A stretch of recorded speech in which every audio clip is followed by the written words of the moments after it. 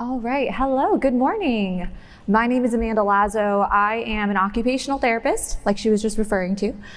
So I work at the Mayo Clinic in Jacksonville, Florida. I know I have a few of my colleagues here in town speaking at the conference.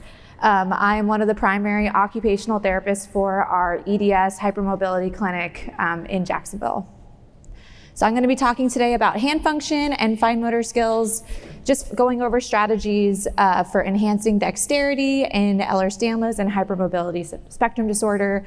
I'm kind of going to just refer to it as hypermobility because, again, the treatment and the strategies are kind of one and the same, and that's what I'm talking about. Now, how are my skills? I'm hitting the green button. Oh, there we go. Beautiful. All right, so when it comes to fine motor skills, while contrary to popular belief, while it may not seem like your body has many fine motor skills, I promise you that you do. You're using your fine motor skills and your dexterity for everything within your day-to-day, from feeding yourself, typing on your phone, putting your earrings in, washing your face, combing your hair, typing at the computer, playing your games, your crafting. Your fine motor skills kind of touch upon all aspects of your day-to-day. Your development of your motor skills begins at your birth. A lot of that development really happens in those earlier years. There are motor milestones that we reach kind of as a baby and as a child and continue to develop as we get older and can be impacted with age and by a lot of different factors. So your motor skills and your dexterity are influenced by a lot of different factors. I'm calling out a few on the bottom of my slide, but know that this is not an all-inclusive list. These are just some. I called these out because these are a lot of things that are impacted by hypermobility, by being a hypermobile person. So first, I'm just going to review what some of those factors are, and then what are some of the things we can do about it. So first and foremost, proprioception. So I love that I was after the last speaker because a lot of what we talk about, there's a lot of overlap, and she was kind of touching upon some of the points that I'm going to talk about, so not a bad deal. At least you're hearing the same message. So when it comes to proprioception, essentially what that's talking about is knowing where your body is in space. So that's how when you have an itch on your nose, your brain knows to send your finger to your nose. It's knowing that when you're brushing your hair, even though you can't see the back of your head, your arm and your hand are able to bring your brush to the back of your head. Understanding, knowing how much force to use. So if a mechanical pencil was never your friend, raise your hand. You may not be the only person. You don't have to raise your hand, but there we go. But some of that could be related to the hypermobility. It's essentially so your brain knows that we're not crushing eggs, but it's not uncommon that I have my hypermobile come through clinic and they're like, Amanda, I always broke pencils. I have to use a pen. I had a patient tell me, she's like, my wife calls me the Incredible Hulk because I'm always slamming doors or super gripping on things, or I squeeze her hand too hard. And it's just the way that I do it. I don't even know that I'm doing it when I do it. That can be tied back to your sense of proprioception, and that may or may not have something to do with your sense of your proprioception. It also has to do with your coordination between your body and its senses. So things like riding a bike, that hand-eye coordination. I don't know if we got any pickleballers in here, ping pong, table tennis, those types of things. Those types of sports, I do not have the greatest coordination, as you couldn't already tell. So not a sporty person, but could be related to my coordination. Some things to consider as a hypermobile person, and just knowing overall, even when you're not hypermobile, your proprioception is influenced by a lot of different factors. Some of those things are joint compression. So I know that my fingers are straight. I can tell because my fingers, when I say joint compression, it's your joints kind of sync together. When you're standing straight, there are sensors between your bones that send feedback to your brain telling it, hey, these joints are crushed. Your legs are straight, your fingers are straight, they're locked out. Another sense of feedback that goes to your brain is there's a stretch that comes from your tendons, from your ligaments, from your muscles. I know that my fingers are straight, I've got that compression, I can feel the stretch through my fingers. Your vision's another, I know my fingers are straight because I can see them, but I know my fingers are straight when my eyes are closed because of that. When it comes to being a hypermobile person, know that you may not get that same stretch. You are a little bit extra bendy. We've got that bonus range of motion. So your brain doesn't get that same feedback. It maybe sometimes craves a little bit more. That's why sometimes we crave those end ranges. And again, your brain may not get that feedback that your joints are straight until they're hyperextended. So again, that's kind of where there can be that mismatch. So again, sometimes I feel like when we understand the why, it kind of helps with that buy-in. I know we want to kind of understand ourselves, and we're learning a little bit more. I'm a little bit of a nerd, if you couldn't tell. So again, and something else to consider, I didn't put it on the slide, but like I just mentioned, your vision. I can tell my fingers are straight because of my vision, but there can be ocular and vision impairments whether you're hypermobile or not. So hypermobility is a spectrum. Almost everything kind of lives on a spectrum. So as I'm talking about these things, do kind of an introspective little self-check. Do I wear glasses? Do I have some kind of macular degeneration or vision issues? Maybe I need to pay a little bit closer attention to what I'm doing things, tap into that vision, because I know that's kind of my Nemo arm. That's my Nemo fin. Might need to work a little bit differently because of that. Some other considerations for dexterity and fine motor control are your proximal stability. So as therapists, we learn very early on, proximal stability leads to distal mobility. That's kind of hammered into us from very early on in our education. What that really means is that when you have more proximal strength, so strength closer to your midline, core strength, posture strength, that's going to lead to more distal mobility at your fingertips, at your arms, at your hands. That kind of goes along with why babies, when they're first born, they're kind of just a little bit floppy, little beans there. Then as they get a little bit older, what do they gain first? Everybody's a little different, but generally we're going to gain some head control. Again, very centered to our core. Then maybe they're learning to come up onto all fours. They're rocking, they're getting a little bit more control there. Then they're moving, they're walking, then they're standing. Then they're going to learn how to stand with some movement. Then they learn how to walk, and then we run. So again, a lot of that's because they're getting more of that proximal stability, that proximal control. Being hypermobile, maybe we're a little bit more loose. Again, the hypermobility is a spectrum. Everybody's Baton's a little bit different. So if you're somebody whose my shoulders are popping out all the time, or my hips are a little bit more lax, that's your proximal stability right there. Or maybe you have some cervical instability. So those are things to keep in mind as a hypermobile person and why we may be having difficulties with some of these things. Muscle strength is another thing that is going to impact your dexterity and your fine motor coordination.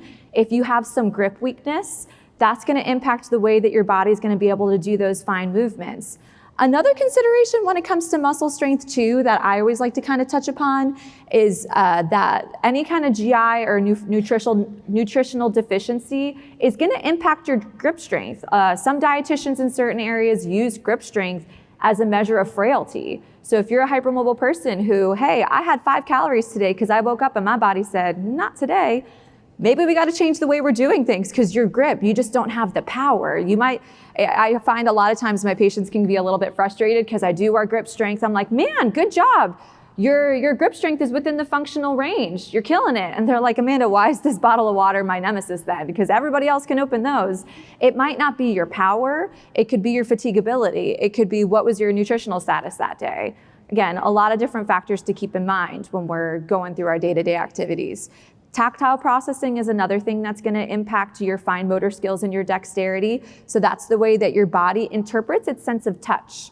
Few different things to consider there. Do we have maybe, again, hypermobility is maybe just one thing on your laundry list of our diagnoses that we have going on. Do we have a neuropathy going on, like a small fiber neuropathy where we've got pins and needles, or sometimes fibromyalgia can cause that pins and needles, that numbness and tingling in our hands and fingers. If your body can't feel what it's touching, it's going to have a harder time kind of processing what's going on. Your body takes in its environment through all of its senses. And another thing to consider being hypermobile, your skin elasticity. Again, the bottle of water, Amanda, I've got good power. I've got 60, 80 pounds of grip strength, but I can't get, a jar of pickles open and I need that salt in there. Some of it could be the give of your skin. Your skin's a little bit more extensible. So your skin may be sliding while you're going to open and power through some of these jars and containers and doing some of our certain tasks. So again, another consideration and thing to keep in mind why things might be a little bit different for you than with your friend or your cousin or your brother or your partner that doesn't have hypermobility or some of these things going on. When it comes to strategies to work on these things, again, these are the cards that we have been dealt. While we cannot change that we are hypermobile, we can change. I always like to encourage my patients, focusing on the things that we can control. There are a lot of things within our day-to-day that we have to do, that we want to do, that we need to do. So focusing on the things that we can control. While we may not be able to control that your shoulder's popping out or your knees are a little bit unstable, can we change the way that we're doing a task? Can we change the technique? Is this even the best task for us to be doing? Can we delegate this task to somebody else so we can save up on our energy to do what we want to and need to be doing? Again, just focusing on the areas that we can control within these things. Another strategy, again, like I talked about, that proximal stability is really important. So incorporating like posture and core strengthening into your routine. And again, as a part of as occupational therapists, we're looking at the things that occupy your day and your time. Part of that is your health maintenance activities. That's exercise. Being a hypermobile person, it's a part of the human experience for anybody, even if you're not hypermobile, but working on that strengthening for your shoulders, your hips, your neck, your core, it's gonna kind of be that constant. And know that when it comes to that why, when you're working on strengthening that posture, your neck, your shoulders, your hips, that is gonna have carryover to other areas. So I think when it comes to getting that into your routine, you've gotta find your why. If you wanna get into your crocheting or making those friendship bracelets or getting better at typing or getting back into the workforce, working on that strengthening is kind of gonna be a part of that. Gonna help get you there. So while it may seem like I'm working on my neck, what does that have to do with my hands and fingers? It does. And then again, another big strategy really is activity modification, which I'm really gonna touch on next. So when it comes to modifying our activities, some strategies and suggestions, things to consider. Are there ways that we can better stabilize what we're doing? Can we stabilize, rein in that hypermobile, that bendy body? Is there a way, again, I really love that I was after the last presentation because she had a lot more pictures than I did. But she had a lot of good ideas. You can reference back to hers as far as ways to better brace with things and protect your joints. I do have some on the next slide too. But when it comes to stabilizing, can we incorporate both hands? We're increasing that tactile sense. Your brain's getting more feedback from your hands. You're getting a little bit more stability because instead of trying to grab that frying pan with one hand, we're grabbing it with both. We're able to stabilize it a little bit better from that sense, on top of sharing the weight of that load across both hands. Can we maybe, if we're going to mix and we're trying to bake, and again, your body's a little bit hypermobile, there's a lot of wasted energy there. Can we put a little bit of Dicem or some sticky stuff underneath that bowl? So we don't need to worry about the bowl sliding around, it's gonna stay still. A lot of our medications that we take, and again, hypermobility may not be the only thing that is on your problem list or on your diagnosis list. Maybe you're taking medication for POTS or some other things. Medications are all very small. Do we need to get like a little sticky mat? Or again, Dicem is a nice little sticky substance where you can put your pills on top of there, so when you're going to pick them up, they're not running away from you like crazy little beans they can be.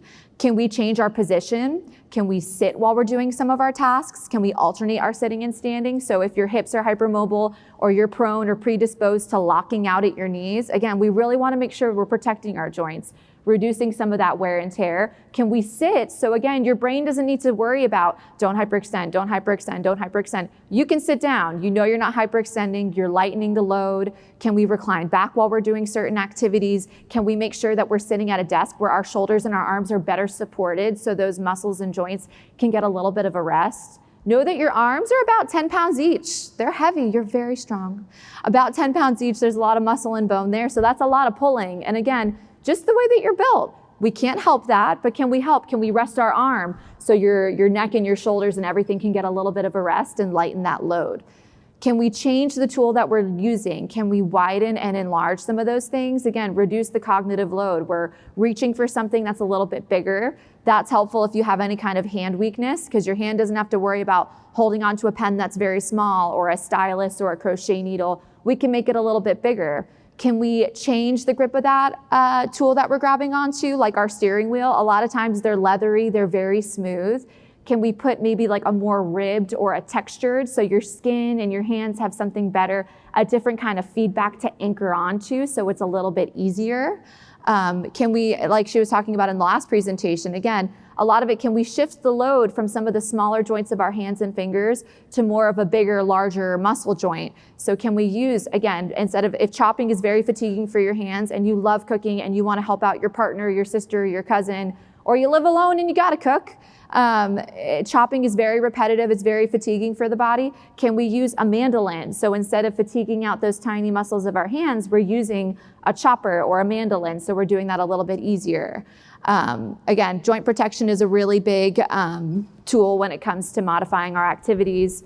Can we simplify some of the tasks that we're doing? Reduce the cognitive load, work smarter, not harder. Big thing to keep in mind, we are, and nowadays I find we are very big multitaskers.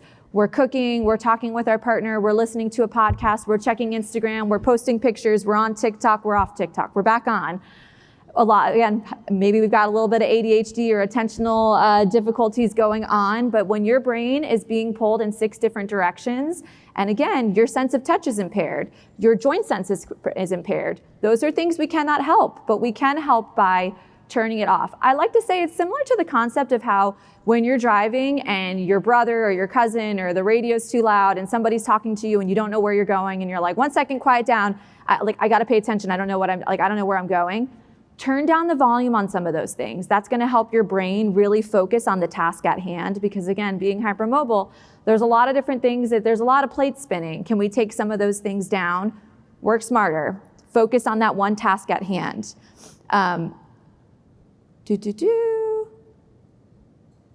Electric can opener. Can we automate some things? If some of these things are hard for us, can we use something that's a little bit easier, work smarter, not harder? When it comes to activity modification, a lot of what I hear sometimes is, well, if I'm not doing that, if I don't stay standing, that's the only exercise I get in the day. Or if I'm not doing, the chopping or the meal prep, I'm just gonna get weaker. Divide church and state. When you wanna work on your strength, go to the gym, do your exercises, go to your therapy, go to your Pilates, do what you gotta do, but when you're cooking, when you're working on your handwriting, when you're working on fill in the blank, work smarter, divide church and state. If you wanna work on strengthening and your balance and your leg strength, again, work on those activities. When you're working on cooking or folding your laundry, sit down so your arms and your brain and your body can pay attention to what you're really doing. Some of the I said I had pictures, I've got some. Some ideas for modifying the way that we're doing things. Again, I mentioned bracing earlier. I know Silver Ring is here. There's a lot of different bracing companies and a lot of different braces that exist out there. My biggest caveat and my biggest thing with the bracing is that we always want to make sure we're keeping it very functional. Is that bracing helping with our function? Again, you're bendy, you're hypermobile. That bracing can help as a scaffolding to hold your body into place to reduce that cognitive load. There actually is a study that I found that bracing does help with improving attention for people that are more hypermobile because again, they're thinking that, I think they proposed that because your brain is reducing the load of some of that hypermobility that you've got there, it can focus more on the task at hand. So there is evidence behind there, but know that the bracing is a spectrum. Maybe it's just using compression like an arthritis glove. That feedback, that touch, that squeeze, that compression gives extra feedback to your brain on where your hand is. So maybe it's wearing a compression arthritis type of glove so your brain can pay more attention to your hands and what they're doing when you're typing, when you're crocheting. They can add a little bit of warmth. Sometimes cold can be your enemy or your arch nemesis. I'm in Florida, so we don't face that a lot. Well, we do sometimes. But I know a lot of the patients that come from all over the country and the world, and that cold, that stiffness can leave you feeling like the Tin Man. So do we need like a warmer, again, but that bracing, just bear in mind, it's looking at your hands and fingers when you're doing certain activities. When you're writing, are your fingers bending back? Do I need to brace at that finger to help prevent that, to protect our joints so we're not leaning into that extra range of motion? But if you're going to a music festival with your partner, probably don't need to put it on unless you're going to be taking notes during it. Then yes, by all means, go right on ahead. There's all different types of gadgets, gizmos that exist out there. I've got a pen again up there. It's a good joint protection type of strategy for handwriting. There's the larger grips for handwriting. That's a different type of jar or can opener that, again, you're using more of your arm and your hand. There is no one size fits all because no two people are the same. I know a lot of times there's a lot of different Facebook groups and support groups that exist out there for the hypermobile people. Just know that what works for one person may not work for another. So again, take everything with a grain of salt, but try it. You guys are the ones that have the hypermobility. And so again, I find it's good to collaborate with a professional 500%. So it could be talking with your primary care about getting a referral for occupational therapy. I would just challenge you, come in with a list. Sit down, have a think. What are the things I need to get done? What are the things that I want to do? Because as an OT, my biggest thing, I can't want it for you, So come with specific activities you want to work on. It makes my job easier, and it makes it a lot more fun for you. You're going to have more buy-in. I know there's a lot of things you want to and need to be doing. It just might take a little bit of strategizing on creating a custom brace. Again, Silver Ring does a really good job. There's a lot of different tools and gadgets that exist out there. I will say I encourage a lot of my patients, a lot of times arthritis principles and their joint protection strategies are very similar to hypermobility joint protection strategies. So you can always search arthritis knitting techniques, arthritis cooking strategies, arthritis gardening strategies. You may get Ethel's quilting blog, but Ethel's been up and down the block a time or two, so she knows what she's talking about. But what works for Ethel may not work for you because, again, a lot of times it's shifting the load from a smaller joint to a larger one, but your larger joint, your shoulder might not be that much stronger. I love what the last presenter was saying, how with the vacuuming. A lot of times, what do we think about when we're vacuuming? We're pushing, we're pulling, but can we move with our body? Can we shift it into a larger joint and bring our whole body into it? I wonder if it'll work. That bottom left picture is a Kizik shoe. It's a different type of slide-in shoe. That's a matter of simplifying and working smarter. If you have trouble with your hands and fingers and you're really bad at tying shoes, or it causes a lot of joint pain in your hands, and again, you just have a harder time, you're foggier in the morning, the brain cells aren't quite clicking quite yet, work smarter. Offload that. Do a slide-in shoe where you don't even have to worry about tying. You step into it and you're on with your day. If tying your shoes is something that's very valuable and that's something that you really want to get back to, 500% work on it. But if you've got bigger fish to fry in your day, work smarter. Get a shoe that's going to have a good support, but is still going to get the job done. I think, again, when it comes to modifying our activities, it's kind of coming to terms with what's more important, getting the activity done or getting it done my way. And I think the truth is kind of somewhere in the middle when it comes to doing the right thing. When it comes to activities to fine-tune your fine motor skills, wow, that one really wrote itself there. There's a lot of different activities that you can do. I love the last presenter, again, on the tail end of hers, she was talking about those different mazes, swirling a marble in a cup. You could put a tennis ball on top of a racket and work on kind of keeping that balanced or closer to the center.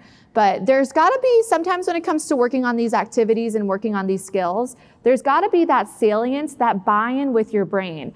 Certainly doing those exercises, I've prescribed those exact ones to patients before. But if you really want to get good at crocheting, you really want to get good at playing piano, you really want to get good at typing, writing, we got to do it.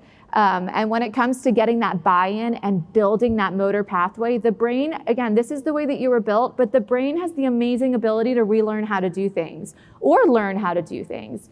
So we've just got to grade the activity to our level. So when it comes to fine motor skills that can think activities, if again, maybe you don't have a lot of, it's not uncommon that I have a lot of people come in where I ask, what do you enjoy doing with your time?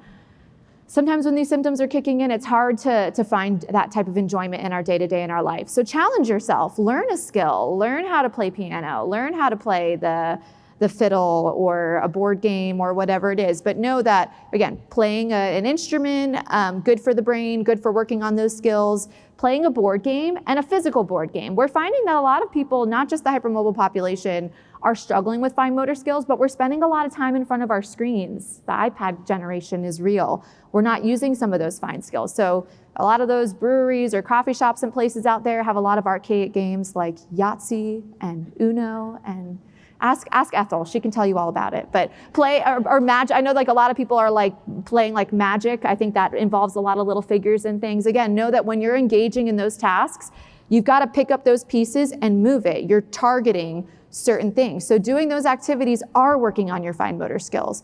Shuffling a deck of cards, Legos, puzzles. There's a lot more adult Legos that are coming out too nowadays. I had a patient come in and say that her family member got her you can make a bouquet of things. Just know that, again, it might be modifying the task. Doing that Harry Potter 500-piece Hogwarts castle, that's a good long-term goal. But if you're struggling with pinching some of those things together, start with some of the larger blocks and make your way down to working with the smaller ones. Crafting, Taylor Swift approved. Make those friendship bracelets, people. It's going to help. Something I like to note too is in the top corner there is a picture of our queen there writing. But if you notice, she's got a different grasp. It may or may not have to do with those guitar string scars on her fingers and her hands. But she's changed her grasp. She's written hundreds of Grammy Award-winning songs. But sometimes we got to change the way that we're doing things to still get the activity done. Playing video games. Gamifying things. A lot of people do like VR, Just Dance, Wii Sports, working on handwriting, crocheting, darts, table tennis, bocce ball, cornhole, anything that involves that hand-eye coordination, drawing on a board, a window, a mirror. It just might be modifying these tasks. If you want to work on your handwriting, maybe it's using a slant board so it helps keep your posture in a better position. Maybe it's using a better pen. And again, maybe it's just trying to find moderation while we're grading up to doing some of these activities. But thank you very much for your time and for your attention. I'll be taking questions during the Q&A. I appreciate you for tolerating me this morning.